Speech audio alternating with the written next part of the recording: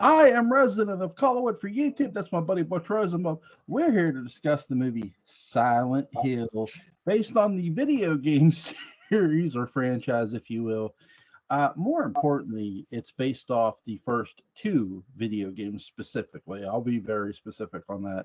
That the story they're using two primarily stories. For the little girl, they're using more Harry Mason's story in a sense.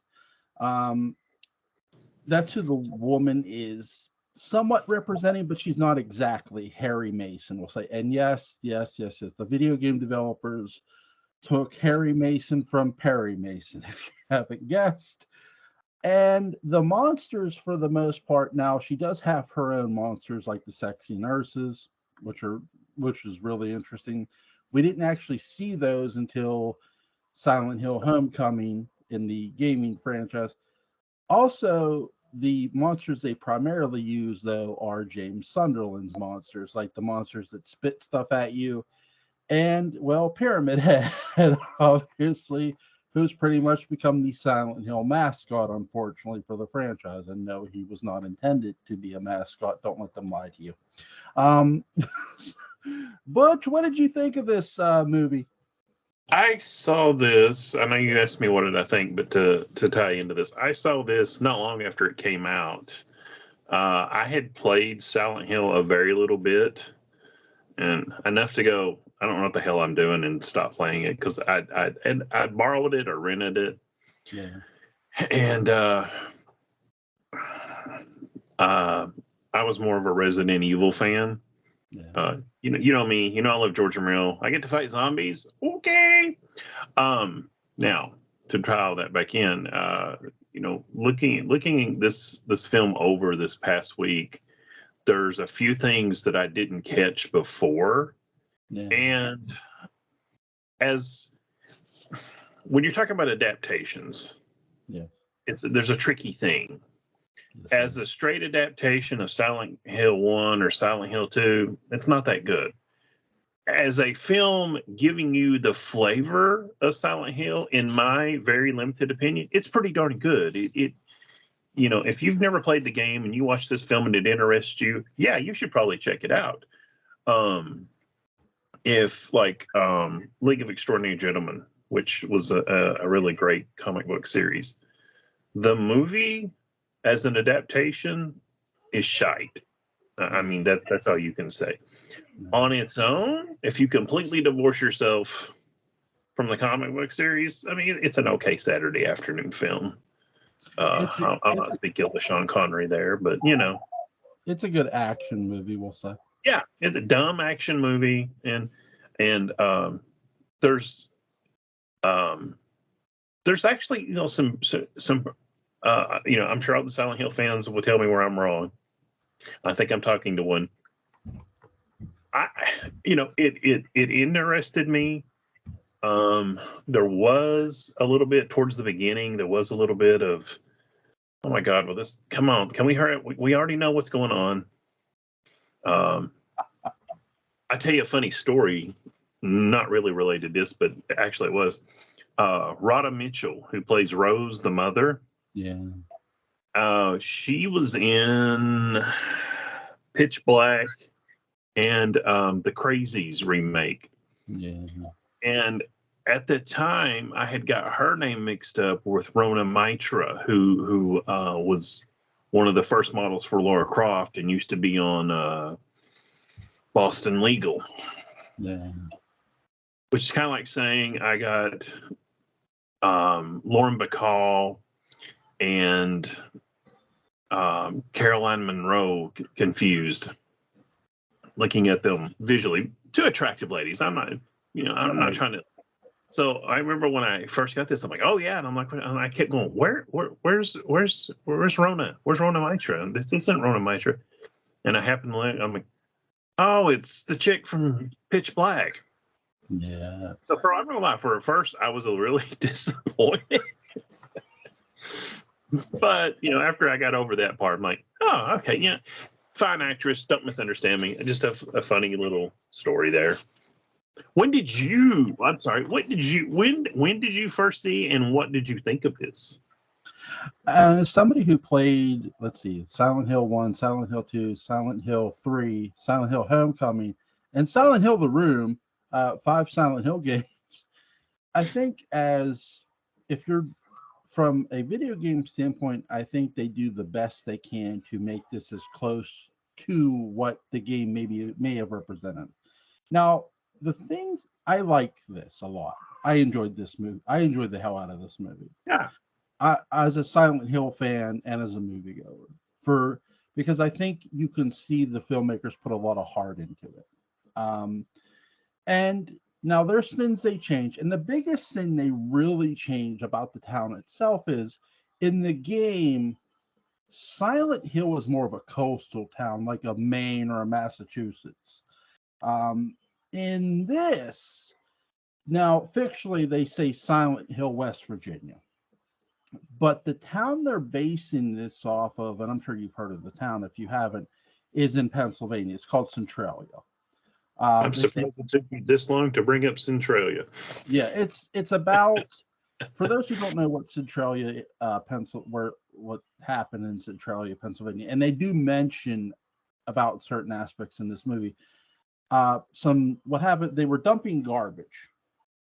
And they thought they got the entire fire. They lit the garbage on fire. The garbage started. There was a sinkhole. There was a mine shaft, and it started to sink. Well, the fire caught the coals in the mine, and now there's a fire burning. There's been a fire burning ever since the incident happened underneath the ground, which caused the ground to crack, poisonous gas release. There are, I believe, 3 or 4 residents still living in that area, and no one's allowed when they die or sell their land or just hand their land over to the government. No one's allowed to ever move there again unless the fires underneath the ground stop burning, and they actually fix the goddamn town. So they're basing the town itself off of what the cop now mentions to the dad about the coal fires burning underneath the ground, about the poisonous fumes.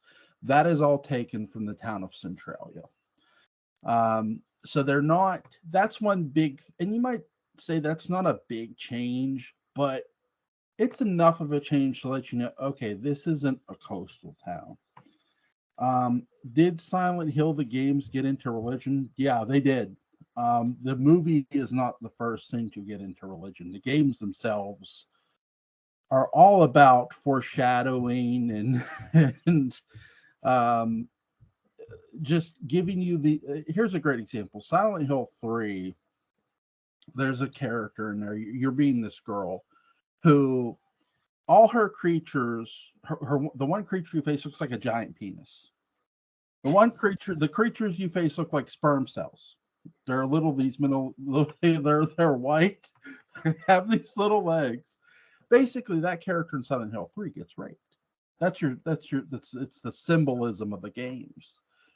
Silent Hill 3 is always, the games are about someone going crazy and going into the town of Silent Hill from a psychological standpoint.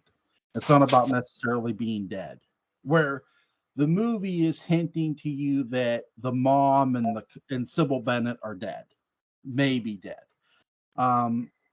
So that changes to a degree. It's not necessarily about the sanity of it, though it maybe a bit is in the movie, because the people in town are crazy as shit. The people who are staying in the town of Silent Hill are all fucking batshit crazy. They're getting picked apart by the monsters that are there and the very hell that they have created. And from a guy who's played 5 Silent Hill games and got to see this movie not when it first came out, but when it came onto DVD, I literally rented it. I knew I was going to end up owning this when it got to Blu-ray, when they transmitted it to Blu-ray. And I'm going to give a shout out here real soon about this.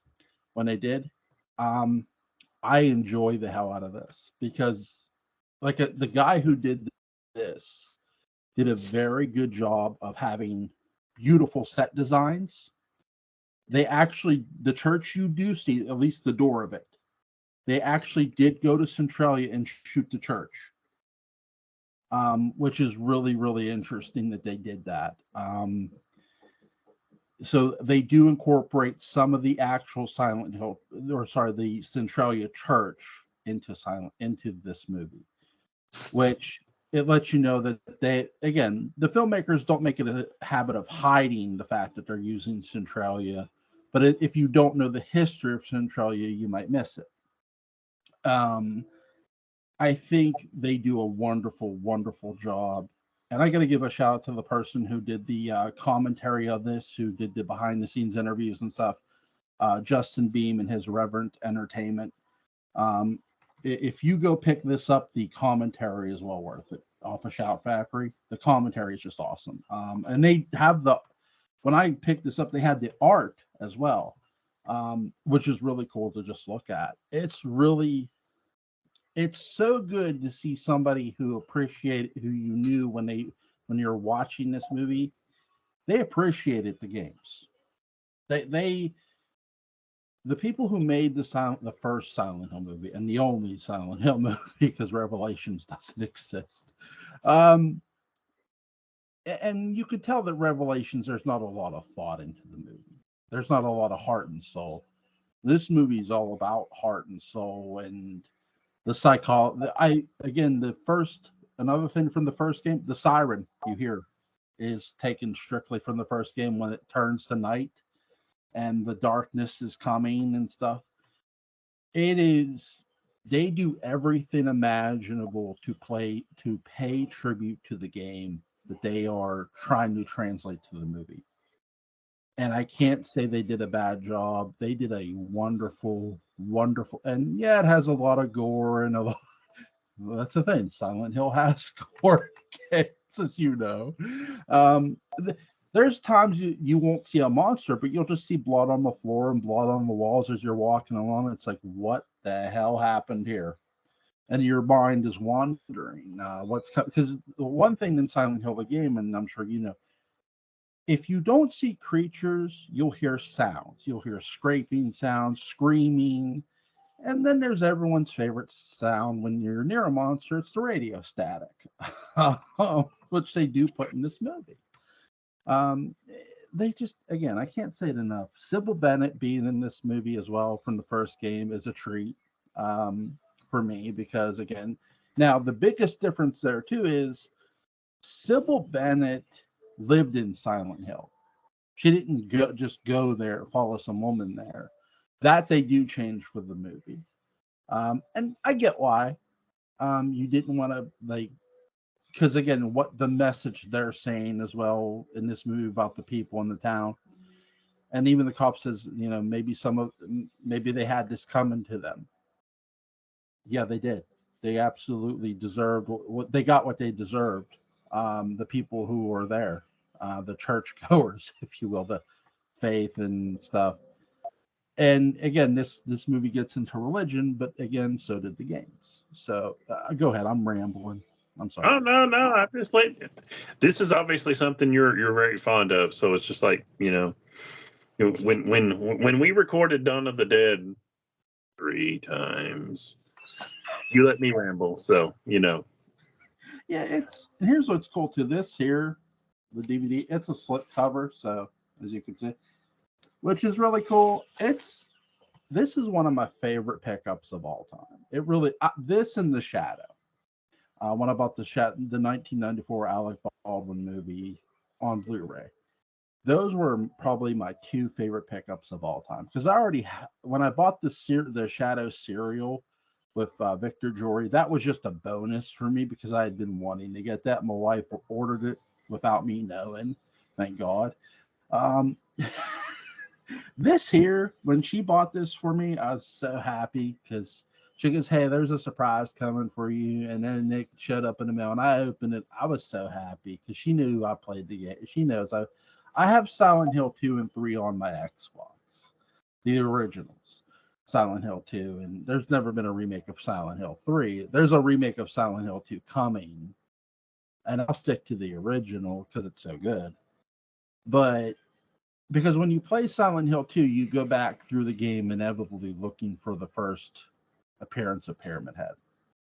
And he's just there on a goddamn staircase. There's nowhere for you to goddamn go. You have to fight him. It's like, gee, thanks. That's his first. That's your first fight with him, and it's just like when he throws your ass off the hospital roof. It's like, okay. And you're paying your health is down to this. It's like, yeah, that happened. I do like how they introduced Pyramid Head, not in the first siren, the second siren. They built the anticipation for it. When I heard the scraping, I knew who was coming. And it was because that's something you hear in part 2 of James Sunderland. You constantly hear this metal scraping sound, and it's like, what the fuck is that? When you're playing part 2, that's your mindset. And listen, if you play Silent Hill 2 going to save Mary, let me give you some advice. Don't save Mary.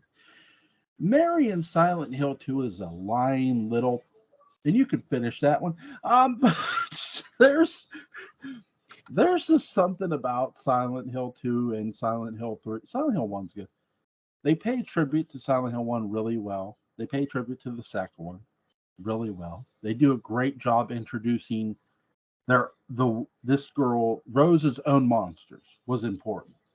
The sexy nurse was so criminally good in this movie because sex and death often go hand in hand in Silent Hill. I mean, Silent Hill 3 is all about sex and death. It's not just about the girl being raped. The things she's facing are sexual nature, but it's also about death. And Silent Hill is all about foreshadowing messages and picking up on them. Because my wife, when she saw me play Silent Hill 3, she had never played any of the games. And she said, why do those creatures look like sperm? I said, because they are. I mean, they are. So when she saw that, she's like, and then I was fighting the monster that comes up out of these 3 holes. And it looks like a giant penis. It's what it looks like. And she goes, does that look up? But yes, before you finish that thought, yes. And she goes, oh my God. So Silent Hill, the games are about messaging and all that. And that's exactly what the movie does with the religion. It takes the volume and turns it up loud enough for you to know, but not to annoy you. They do a really good job of being the angry mob, witch. But you find out who the real evil is in Silent Hill, and it's the people. It's not just the creatures will destroy you for sure. It's just that there's a real interesting part in Silent Hill 2 where the girl, it's proof that James Sunderland is crazy. The girl says, what monsters? I don't see them. It answers the question, what would happen if a sane person entered Silent Hill? Well, little girl is sane. But James Sunderland is not. And that's all I really have to say about the games. But the movie itself is just so goddamn awesome. The start of this, they don't start it off but they do start it off with the Silent Hill theme, which sounds like it's something from a Western when you hear the opening, and which was really cool. They play the main theme at the very beginning. They get it out the way, and then there's this little girl who's they're looking for her. They're trying to find her, and her mother and father, her adopted mother and father. Yes, Sean Bean is in this movie, ladies and gentlemen, and he's gonna look for his missing wife and daughter. And most importantly, he doesn't die. Spoiler alert. How shocked were you at that? Actually, I at the time not quite as much because that whole thing hadn't really. I mean, I think we'd all seen Fellowship of the Ring. His Alec Trevelyan in GoldenEye was one of the great James Bond villains, in my opinion. Yeah. So, actually, I wasn't very. Probably if I were watching it today for the first time, I'd be like, okay, when's he going to die? When's he going to die? Let me ask you something here, Joel. Yeah. Since we seem to be metaphorically on opposite sides of the fence, how many fans of Silent Hill play Resident Evil, and how many fans of Resident Evil play, Silent Hill? I think seems like for me, seems like now there's a lot of crossover, but if you ask them which one's your favorite game, seems like it's either one or the other. Doesn't seem to be a lot of, well, I like them both. It's just that's my interpretation. I'm in the rare category that I've played both franchises. I played the first Resident Evil on Sony PlayStation. I played Resident Evil 2, Resident Evil 3 Nemesis, Resident Evil 4 with Leon, and 5 I did not care for. 6, 7 was a nice horror game, really good first person. 8 was interesting. We had a big giant ass castle, but there was a castle in 4 too. To me, Resident Evil 2 to me is the original is my favorite. Mm-hmm. It is just so long, but the length is worth playing the game. When you go through the game, there's no Mr. X, but when you play the game a second time, there's this thing falling through the ceiling and coming after you. Now in the remake, they make Mr. X show up a lot sooner. Because I bought the remake when it came out. I bought both remakes of 2 and 3. I did not play the Resident Evil 1 remake, but I played 2 and 3. 3, my advice to people who like Resident Evil 3 Nemesis, and I do enjoy the first one, stick to the first one. Nemesis is meant to be this force of nature. He is in 3, the original. And in the remake, everything's a cutscene. Every other little cutscene. And it's like, where's the suspense? Him just coming at, like, he does come out of nowhere at times and swings at you. But I swear to God, Resident Evil 3 Nemesis, the remake, and I want to be very clear, feels like I'm on a date with Jill Valentine and my chaperone is Nemesis. I think Jill Valentine's father could be a better chaperone than Nemesis, and not as annoying too. And it's like, I made this joke when I reviewed the game. I said, just imagine you want a date with Jill Valentine, everybody's favorite female Stars team member. No, not Rebecca. Jill. Jill from the first game. The master of unlocking. Yeah, imagine you got your arm around the beautiful brunette, and you're going in for that kiss and that ass grab, and all of a sudden, here comes the worst chaperone ever. No, not Jill's father, Nemesis, and he really is. He in the remake, he feels like a chaperone, whereas in the original, him killing Brad Vickers at the police station was just so terrifying. Like when that happened, and they take that away in the remake, and I'm like, why? Jill doesn't go to the police station in the remake. So for those Resident Evil games, I like the first 4,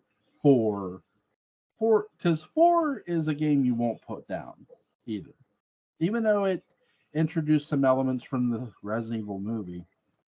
The first Resident Evil movie. Yeah, right. It's a very fun game to play with Leon and the girl from 2, Ada Wong, which it's like the big debate with Ada Wong. It's like, wait, didn't she die in the original too?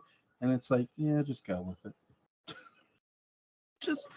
It's okay to resurrect a character and have no explanation, Oh, fuck. I already paid Especially $20 somebody for that's already mysterious. Right. Now, in the remake, she like falls and shit, and then she like kicks a rocket launcher down to you, and it's like, wait, how are you alive again? Very carefully. And I'm like, oh, that's right, because the fan said so, and it's okay. And really, that's the answer with video games. It's like, it's not about the logical answer. It's not about the make sense answer. Fuck no. If you're looking for a video game to make any sort of sense, and it's titled Resident Evil or Silent Hill, God help us. It's just, this isn't about making sense. This is about the original trilogy, the original games, whether it's Resident Evil franchise or the Silent Hill franchise, was yes about entertaining you, but it was also about scaring the living shit out of you. And there were puzzles along in each game too. Silent Hill had its own unique puzzles in all 5 games, and in all 4 games of Resident Evil, you had puzzles that were just fun and challenging at the same time. When I played the first Resident Evil game, I never thought I would fight a giant cobra. Jesus Christ, Butch, for the love of heaven, a cobra. What about the giant tree, the root with the roots you have to poison? But then you go back into the house and those giant reptiles now are everywhere there was a zombie. You know, you cleaned out the house. Oh wait, no, you haven't. Now there's something even worse. You know what? Those hunters can all go to hell. Yeah, They can all go to hell. And that's where I sent them when I had my shotgun shooting at them. All right, I dragged you off. Let's get back to Silent Hill. Something, I agree with something you said. The director, I think his last name is Gans. You can tell he's a fan of the games. Yeah, and it shows in the script. It shows, and you mentioned the cinematography. It shows. I mean, that's. I understand there's always a chance of it not turning out good when you get someone that's a fan of something to interpret into a different media. Yeah. But when you get lucky like this and you get somebody that likes it and also knows what they're doing, yeah, and you get something like this that like I said, I think this is a great hour and a half commercial to make you want to go play Silent Hill games. Yeah. I didn't get very far into the game. Did they talk about was there a coal fire there also, or why there was smog or smoke or whatever? In the game, well, here's the thing. It's Homecoming that you get the origin story of the town. Mm-hmm. And it's a very Homecoming is like 31 flavors of ice cream. You really, really have to swallow some bitter pills, because Silent Hill Homecoming has literally 4 different alternate endings depending on how you play the goddamn game. Oh. The guy escapes from a mental institution, but he knows these military maneuvers for some reason. And it's like you spend the entire game. I'm giving you the long about answer, so I apologize in advance, good sir. They put you through this game that you know all these kung fu, martial arts, military moves, and you have the sharpshooting skills of better than Lee Harvey Oswald. And it's like, Jesus Christ, this guy can shoot and move. Holy hell. And then there's the twist in the game. And you know what the twist is, Butch? The twist is this. Your guy wasn't really in the military. He really was in a mental institution. And it's like, oh, gee, thanks for jerking me off. And if that's, again, you can say, well, you should see the twist coming because you do escape from a mental institution in the beginning. Okay, yeah, I get all that. But you could have just also said that mental institution literally was a dream on the way back to your hometown. Because you're in a truck. You're not. That's the thing with Homecoming. You're not the driver. You're being taken to the town of Silent Hill. And Homecoming. Homecoming gives the backstory that I'm now going to explain to you is that the mayor, the good old mayor, sold the town's soul to the devil. And literally, and then there's the alternate ending that involves UFOs. Take your pick, my friend. I like it when they didn't explain why this place existed. It did. I think that was better than explaining from the game standpoint. I'm going to be very clear. Yeah. In Silent Hill, the game, it's best not to explain why a place like this exists in the game because you don't really need to explain why it exists. It just does exist, sort of like Galactus. He just is. Galacticus hung goes. Yep. When you explain why with a game like Silent Hill, it ruins a lot of things. And it's kind of like George Romero never revealing what caused the zombies to get up, and he gave all kinds of reasons. And at first it was just kind of we couldn't really come up with something good. And I think later he realized, well, of course, one, he always said, "I don't care. That's not the point." But number two, no matter what amazingly wonderful story he came up to explain it, it was never going to be as good as what everybody had in their own head, because the reason in my head is probably different from the one that you've come up with, but each one means the same, about the same to us. So so like this, it just is. Run with it. Don't worry about it right now. Yeah, and that's the thing. Like, the one thing I'll say about Silent Hill is the movie is they got a director who gave a shit, unlike the Resident Evil movies. Don't even start. It's just, I can't wait for the documentary of why George A. Romero got shafted from doing his Resident Evil, because he did. He got shafted. There's no question in my mind. But with Silent Hill, the movie, they did a really good job of having their own explanation by using the town of Centralia. Though they do fictionally set it in the movie as Silent Hill, West Virginia, because everything bad happens in West Virginia. The Mothman, Silent Hill, why the hell not? They did a really good job fictionally putting in West Virginia. And saying about the coal fires, even though I know that's Centralia, it was smart. It didn't ruin a damn thing. Yeah. It just added to it in the movie. So the movie doesn't represent the game there.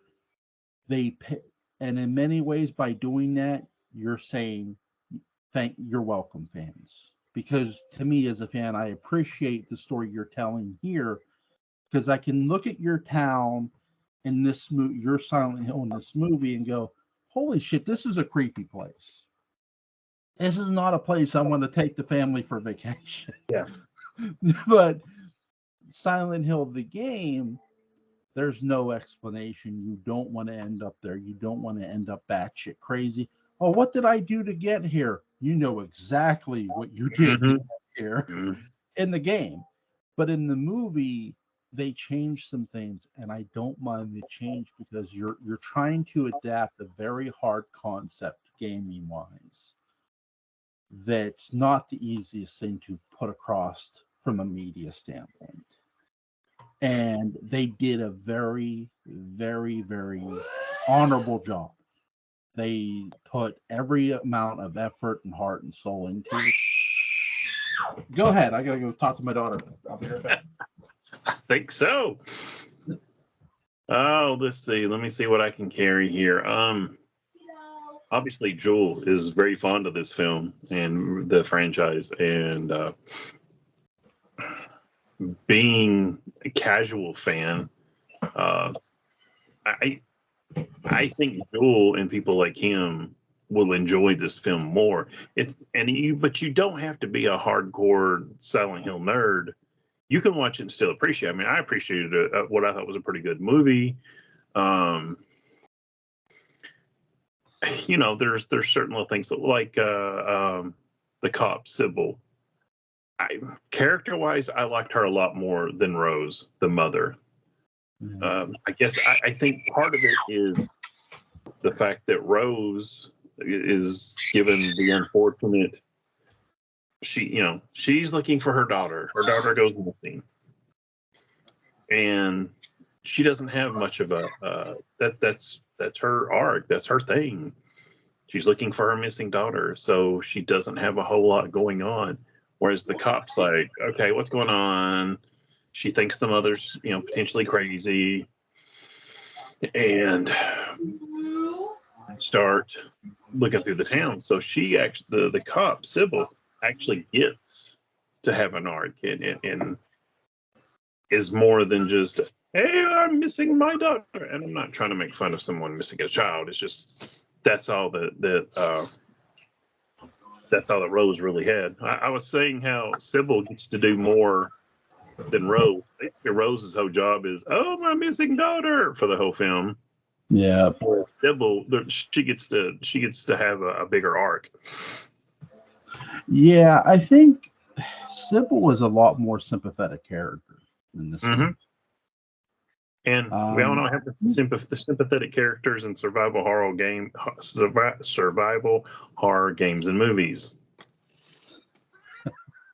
It's like when you realize how sympathetic you start to feel for Sybil, I'm thinking, yeah, this character's a dead woman walking. It's only a matter of time. And then when what happens to her isn't pleasant. Spoiler alert, she gets burned alive. But it's really the where I do feel sorry for the mother, for Rose, is they didn't know what was wrong with their daughter. Her and Sean Bean does a hell of a job in this movie too, looking into the town's history, so you get the backstory somewhat through him and her a bit, both of them in their own perspectives. And I love the scene where he's hollering for his wife and they pass each other at the same location, and you can see the difference of the town, of her reality. That's a great job right there. Yeah, I think that's one of the best jobs I've seen, as my daughter continues to scream. She's just setting the mood, man. She's just setting the mood. Yeah, there you go. But they do a really great job of just setting up great cinematography with their storytelling with it. It's both is really, really good. Sean Bean, again, very great, good actor. Doesn't get enough credit for what he does do. I know he gets killed off a lot. Like, I do agree with you. One of the best Bond villains in GoldenEye, because it's a twist you didn't see coming when you watch the movie. Right. And in this, you have a very caring husband who's looking for his wife and their adopted daughter. So, is there? My favorite casting in the whole film, however, is Alice Krige. Is Christabella? Is that how it's pronounced? I believe so. The crazy high priestess. Yeah. Yeah, and if you don't know who Alice Krige is, her probably her two best known roles are she played the Borg Queen in the only good Star Trek Next Generation movie, First Contact. And she was in a great movie based off of a Peter Straub novel called Ghost Story from about 1980, which if you've never seen, check it out. It should be free somewhere online. But her, she does crazy like nobody's business. She does, especially in this movie. She's come off as very calm. And then she just snaps like a crazy person. It's like, God, you're good. God, you're good. It's just, and you're terrifying too. That's the thing. Like, you're not just good, you're terrifying. When you're terrifying, you're great. Thank you, Mae West. Yeah, I mean, I do love the fact too that when we get the siren in this movie, how it instantly changes the town. And again, this is Rose and the girl's reality and Sybil Bennett's reality. And when you see Sean Bean come into the town and you see that mix, that cross of whose reality and his, it's just all the more terrifying for Rose. That's where they sort of give her sympathy too. You feel sorry for Sean, but you feel sorry for Rose too, because now she realizes how in over her head she really is. It's too late, but she realizes it then. What do you give this movie, Butch? 1 out of 10. I want to give you 2 rankings. And tying back to my comments earlier, as an adaptation, I'll give it a 6 or a 7. Yeah. On its own, I'll actually go higher and give it a 7 or an 8. So I go 7.5. I go 6.5 and 7.5. Like I said, as an adaptation, it's a good commercial. It gives you a lot. If you've never played it, it gives you a good feel for the game. But if you're one of these people, well, on page 27, so and so was supposed to do this, and they did. If you're one of those people, yeah, it's a shit adaptation. If you watch it on your own, on its own merits, and can appreciate that, and can divorce yourself from expectations, or at least your expectations of what your film adaptation of that source material would be, I think it's pretty good on its own. It's very good on its own, but I enjoy the adaptation of the movie that I got too. So I enjoyed both. I give it a 10 all around. I'll be the solid fan of Silent Hill here,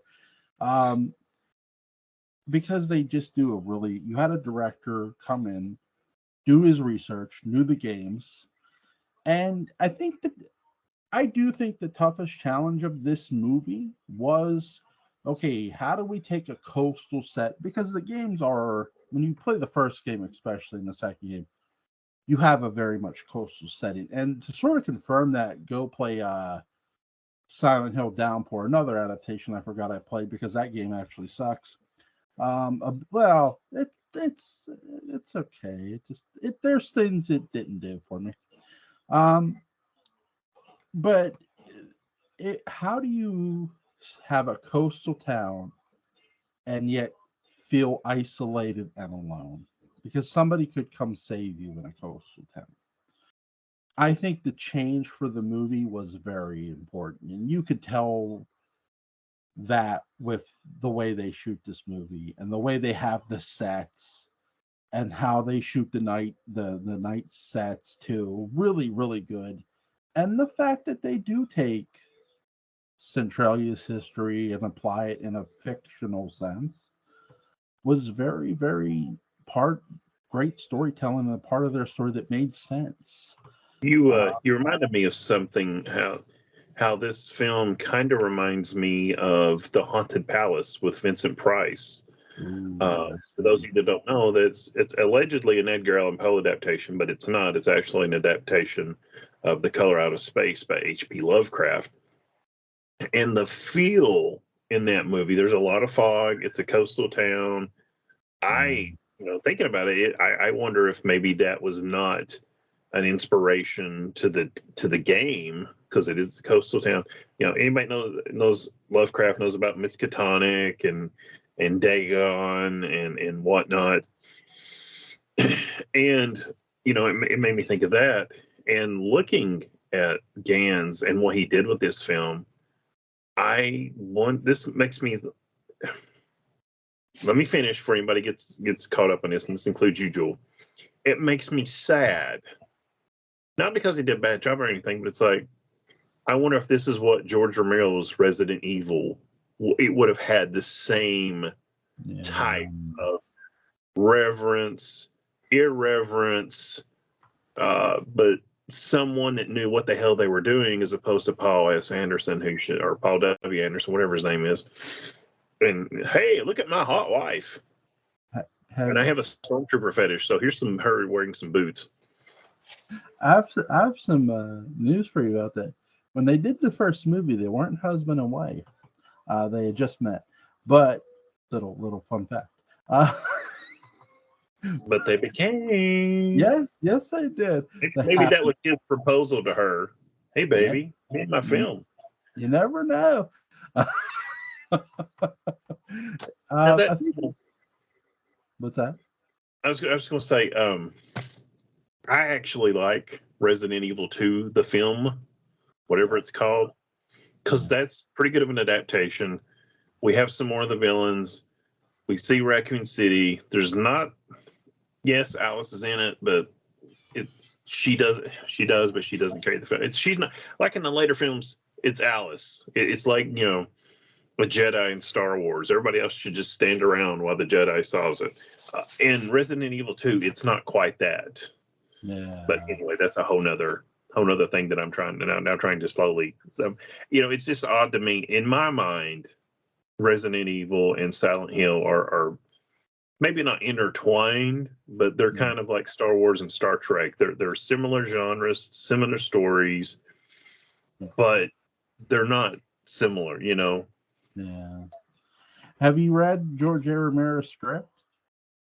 Buddy, I've had that for 20 years. Do you think I've read it? Yes, I did. I think when I read it, I started to imagine his story, and it's not hard to imagine. No. Especially if you know his movies. Yeah, and you really get the sense of the games as you're reading the script. And I think when you look at Silent Hill, and if you would have just read this script, you get that too. It's really, that's the thing. Romero should have did Resident Evil, but he didn't want to sell his soul to do it, and I can't blame him. I think part of it is on the producers, and maybe Sony. I think they wanted more of an action game, action movie, and it's like, have you played your game? It's not really an action. It's survival. It's horror. It's not, and I don't know how much I'm a huge Arnold Schwarzenegger fan. Resident Evil is not Arnold Schwarzenegger going through with a big M60 blowing everything to hell. No, it's not. And from what I know of Silent Hill, that's not what it is either. So that's the thing. Like, I'm a fan of Predator 1 and Predator 2. And they said, well, what's the better action movie? I said, the first one. But if you want more horror and some detective work, watch 2. Because the two brings a very here's this predator in the city of goddamn war-torn Los Angeles. Like, holy shit. Like, Jesus Christ. And poor Danny Glover has to take care of this thing. Like, things are just gonna go crazy. It going into that, and I don't want to get sidetracked again, but you see Predator starring Arnold Schwarzenegger. Yeah. You kind of know what you're going to get. Yeah. Maybe you don't if you don't know much about it. But you see Predator 2 with Danny Glover. I mean, my first thought is, and this is no insult on Danny Glover, it's like, how the hell is Danny Glover going to match up to Arnold Schwarzenegger? He doesn't. Yeah. And that's actually the beauty of the film. Yeah, he does. That's the thing. Like, he has this great space shank off with a frisbee. He has a frisbee, and the Predator has this big long freaking. It's like, holy shit! It's a great fight sequence. I obviously give this movie a 10, and I enjoy the hell out of it from start to finish. The ending is a bit sad, especially for Sean Bean's character. It's like, you're all alone now, but at least you lived. Let me ask you this: what is your favorite scene? Oh shit! Or do you have one?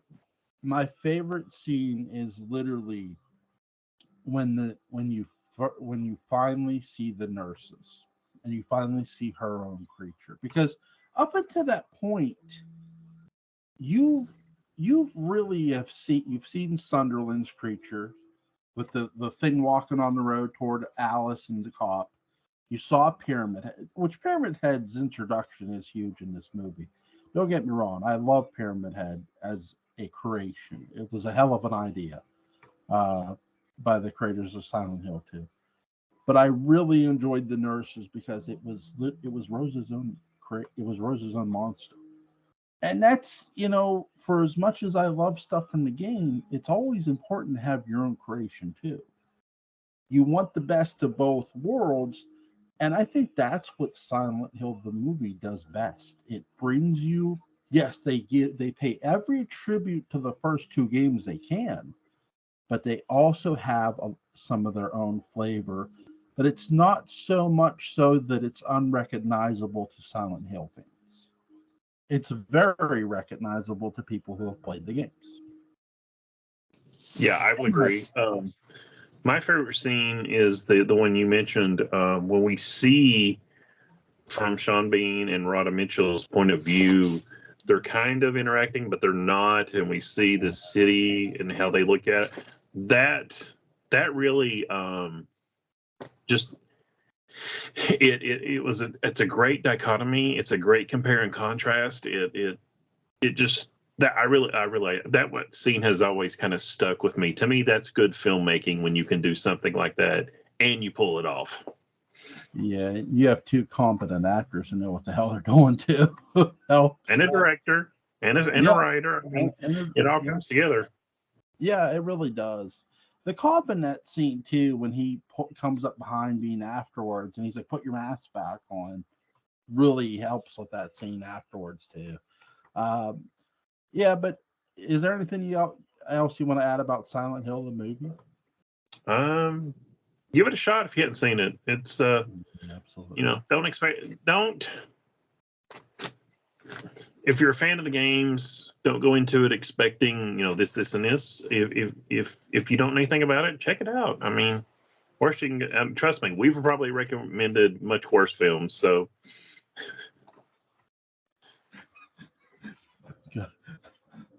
yeah, that's true. Really, really fun movie to watch. I agree with you. Go check this movie out if you haven't already. A fun movie to watch from start to finish. And you'll really be impressed by the sets. And the score is really amazing. The acting, the writing. It all comes together for this movie. Butch, my friend, it is your turn to pick for next week. What are we going to keep doing the what non-Western Westerns, or what do you want to do? Pick a Western or pick a non-Western, whatever you want to pick. I'm going to do one my wife suggested. Ooh. And I don't think either one of us has to go track this film down. A non-Western Western. The Terminator. Holy shit. Yeah, I own that movie. You know how many times I own that film? More than I have. Well, let's put it this way. I have it on DVD, I have it on Blu-ray, and then I have it with a DVD Blu-ray combo. And I almost had there's a European version of a set. I'm sorry, European set that has the Terminator skull, and you lift open the skull cap, and it's got the discs in it. I have wanted that for so long. Not necessarily to even watch it, just because I've always loved the design of the Terminator. Did you get Jill to watch Silent Hill? Yeah, are you full of shit? We've discussed my wife. My wife's horror, it goes up to about, Hammer or Night of the Living Dead. Take your choice. She'll sit through Night of the Living Dead, but that's actually kind of pushing it. To the lovely Mrs. Rosenbalm, if you'd love to go someplace romantic to watch, Silent Hill is a great movie. Wait, I hear a slap coming through the ether. Yeah. Joel Sains was found unconscious. His body was in a pool of his own blood. A large slap mark on the side of his face. Yeah, that's about it. Oh my god. Terminator is a great choice too. That's going to be a fun one to discuss, and I'm going to discuss the franchise with you too next week as well. Is 9:45 next Friday good, sir? Yes, sir. Okay. For Butch Rosenbaum, I'm Joel Sains. Go check out Silent Hill the movie and go play the games while you're at it if you haven't. Have a good night, buddy. Take care, man. Appreciate it. Yep. Bye.